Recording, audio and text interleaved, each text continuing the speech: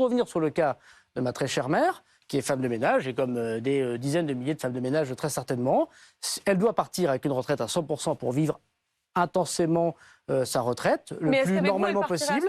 Et avec la réforme du président de la République, il dit effectivement à tout le monde qu'il faudra travailler un peu plus, et notamment pour payer des régimes de solidarité comme ceux qui touchent ma maman, ou ceux comme les agriculteurs qui n'ont pas 1 100 € minimum. Vous n'avez pas la fiche sous les yeux, Jordan Bardella, mais je vous pose exactement la même question.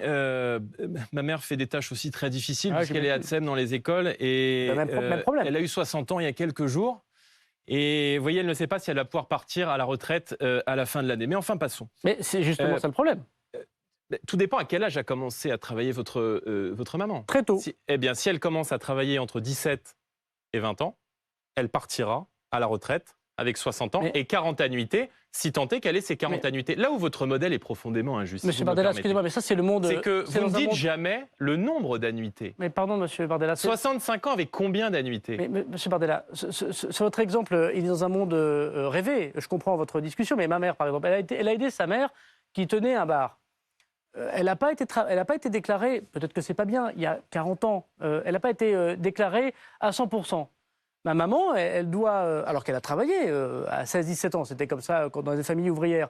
Aujourd'hui, le fait est que vous pouvez parler un peu technocratiquement d'ailleurs, de 40 annuités, de 42 annuités. Elle ne peut pas partir à la retraite à taux plein à 62 ans. Ce n'est pas possible.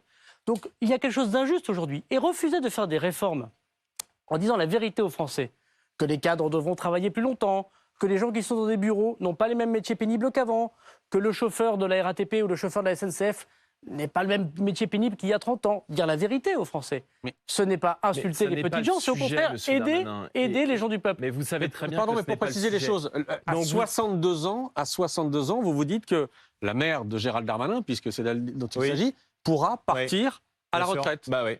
Bah oui, parce que l'espérance de vie en bonne santé, et notamment chez les femmes, elle stagne dans notre pays depuis 10 ans.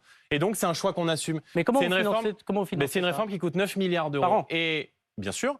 Et si vous aviez pris connaissance des projections du Conseil d'orientation des retraites, il nous dit qu'à l'horizon 2030, la part des dépenses des retraites dans le PIB va globalement se stabiliser. Et donc, on peut le compenser.